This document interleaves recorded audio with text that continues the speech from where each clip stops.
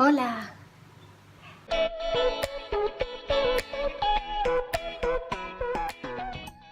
He estat seguint corrents sobre conciliació familiar i laboral i diferents alternatives per a aconseguir entre tots una societat en la que tinguem cabuda a tots, que puguem conciliar les nostres aspiracions laborals i professionals en les nostres aspiracions com a pares, mares, com a persones.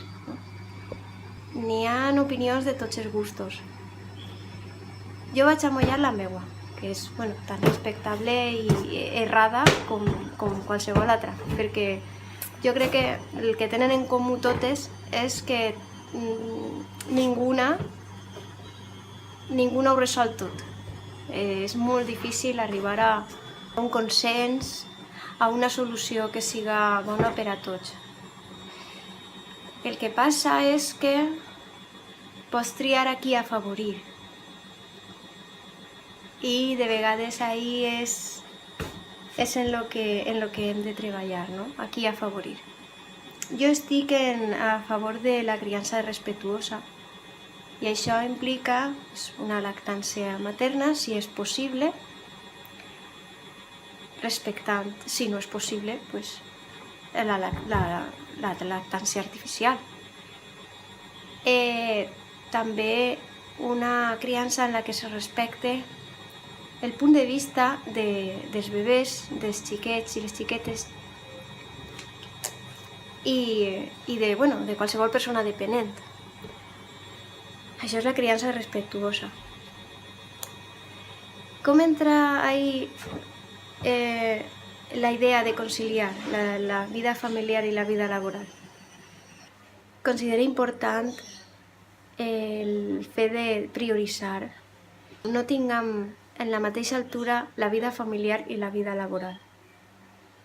I si les fiquem a la mateixa altura, jo crec que sempre anem a estar en conflicte.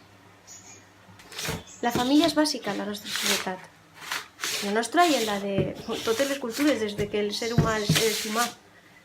La vida laboral és la nostra manera de viure com a adults, no? Que treballem i ens guanyem la vida, però quina vida? La vida l'altra, la personal, que la majoria de persones comparteixen en una família, siga en la seva família o siga en una comunitat. Per tant, jo crec que no hem de perdre aquest punt de vista i moltes vegades en aquest discurs, en el discurs de la conciliació, se perd. Què és? Vols l'altre pit? El que hem de tindre clar és que tots hem sigut alguna volta dependents, siga quan nasquerem